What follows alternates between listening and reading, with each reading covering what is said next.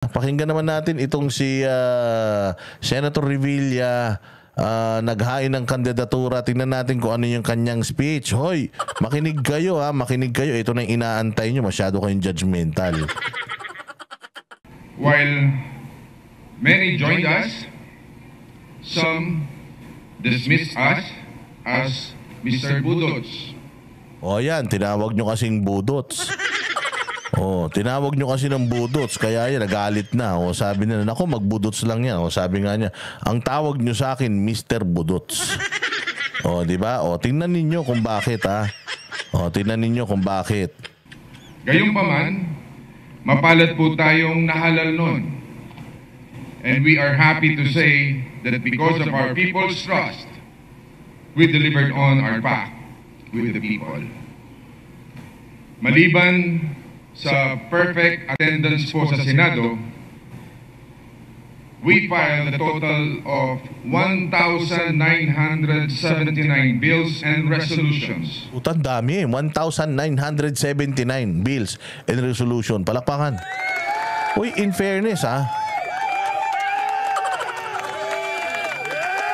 In fairness, ha? In fairness. Oh, puta, ito si Bong Revilla. Oh, ito yung sinasabi natin na pag pumunta ka dyan, kailangan kompleto ka. Hindi ka katulad ni Pacquiao na para kang putang ina isda. Napalutang-lutang lang. Ito si Bong Revilla, pumunta siya dyan. Dala-dala niya kung gaano karami yung mga nagawa niyang proyekto. 1,900 yun. Kapag inisa-isa niya yun, puta, yari ka. Oh, baka 3 araw na, hindi pa tapos yung speech niya. So, ibig sabihin, kahit yung si Bong Revilla, sinasabi nyo na budots-budots lang to, may nagawa ito. Ayan, oh, sinasabi niya, oh. O, kung ano yung mga nagawa niya, 1,000 mahigit na panukala. O, hindi ba? Dapat palakpakan natin pag ganyan. Hindi natin dapat binabatikos pag ganyan. Mali lang yung tinakbuhan nito ni, ni Bong Revilla, eh. Tumakbo to sa administrasyon. Kasi nga, yung lakas CMD, siya yung, standard bearer. O, nung kanyang party. O, masaklap. Nagsama-sama yung mga ulaga. O, wala siyang magawa kundi tumakbo dyan sa partido niyan. Unless umalis siya sa partido niya at tumakbo siya sa mag-independent, wala na siya dyan sa slate na yan.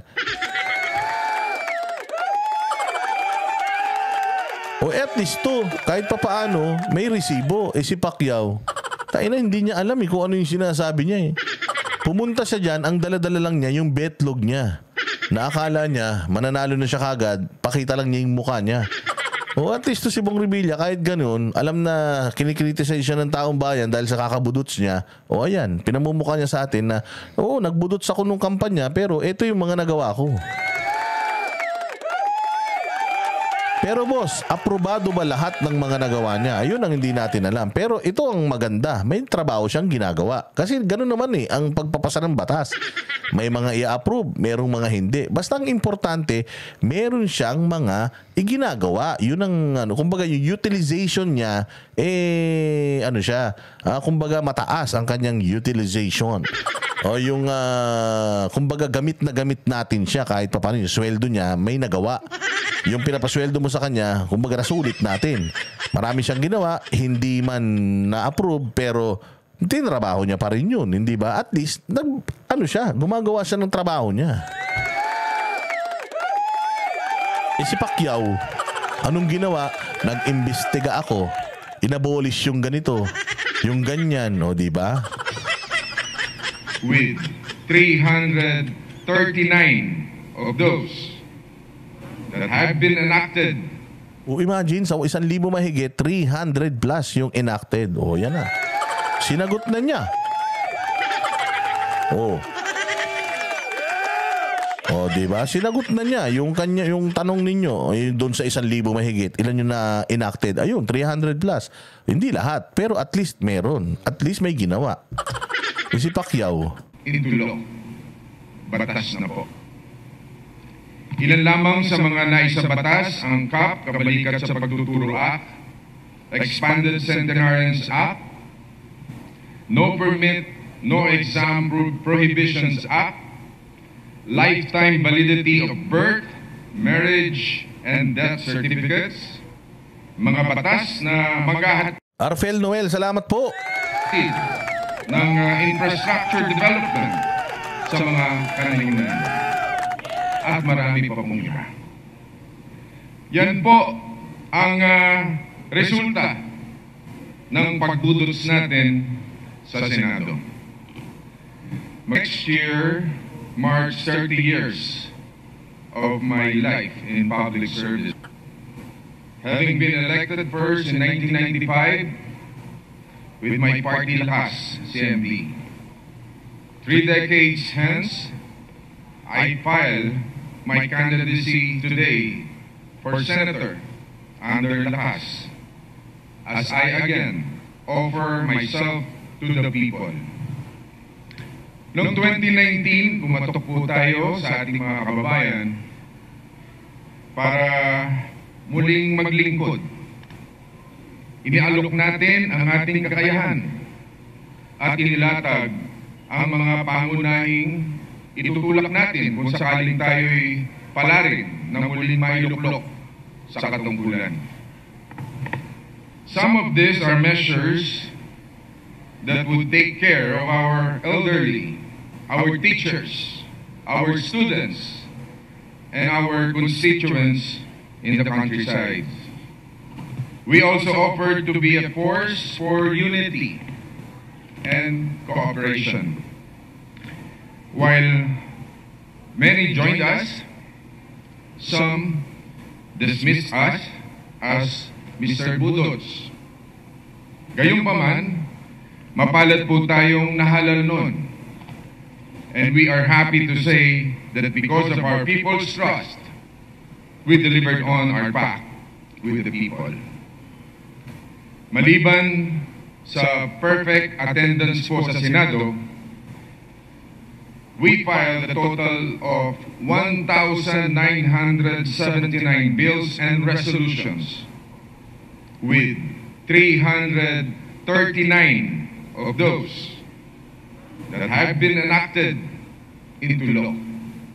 Batas na po. Palakpakan. Kahit pala nagbubudots-budots lang to si si Bong Revilla, kahit papaano meron ng nagawa, kahit papaano. Pero ilang termino na ba to? O ilang beses na ba naging senador to ng Pilipinas? Pag tama, palakpakan. Pag mali, banatan, ha? Hindi naman porket tumakbo ko to kahit bombong, banatan na natin, ha? O wag tayong zombie. Siyempre, pag tama, palakpakan. Pag mali, banatan. Tama naman yung ginagawa nito. May tama naman siyang ginagawa. Palakpakan natin. Pag ito pumalpak, pag ito pinagtanggol niya si Bongbong Marcos, pag ito sinabi niya, katulad ng sinasabi ni Pacquiao, number 1 tayo sa ekonomiya, na mayayaman ng Pilipinas, na ang Pilipinas ay ganito, na ang Pilipinas ay ganyan, aawayin natin si Bong Revilla. Pero ito kasi, pinapaalam niya sa inyo kung ano yung mga nagawa niya. Ganun naman talaga dapat ang mga kandidato. Pag kumandidato ka, kailangan ipakita mo sa taong bayan kung ano yung mga nagawa mo. Ang daming mga nagsalita dito. Ang daming mga politiko na nag-file ng COC. Meron bang salita? Wala. Puro reklamo. Puro reklamo. Pinakita ba nila kung ano yung mga nagawa nila nung mga nakaupo sila? Puro reklamo. Yung mga dating mayor o dating congressman na nagsesenador ngayon, sinabi ba nila sa speech nila kung ano yung mga nagawa nila? Wala. Actually, dito lang ako kay Bong Revilla na believe sa kanyang sa kanyang talumpati nung pag-file ng COC, kasi kumpleto. Dala-dala niya kung ano yung niya, kung ano yung mga ipinagmamalaki niyang batas.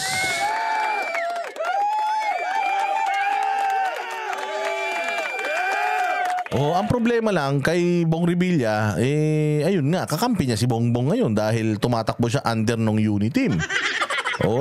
Wala rin naman siyang choice. Dahil yung partido niya. Hindi ba? Tsaka ito si Bong Revilla has always been like that, yung safe. Di naman niya talaga binabanatan ng presidente. Kahit naman si PRD noon, di niya binabanatan. Si Pinoy, di niya rin binabanatan. Kilala naman to si Bong Revilla na kung sino malakas, doon nakakampi.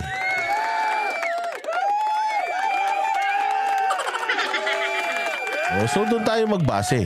Pero ako i-judge ko lang dito sa speech. Hindi ko alam kung yung opinion nyo, parehas ng opinion ko, nakikita ko dyan, ayaw nyo yata sa kanya, okay lang yan, ganun talaga buhay. Hindi ko sinasabing gusto ko sa kanya, hindi ko sinasabing boboto ko to. Ang sinasabi ko, meron siyang maganda yung kanyang speech, maganda yung kanyang presentation ng kanyang sarili dito. Hindi puro pangako na ipinapangako ko nauulan ng pako.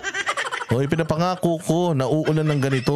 Ipinapangako ko na uulan ng ganyan. Sabi nga ni Virginia Furuya, no choice kasi siya. True.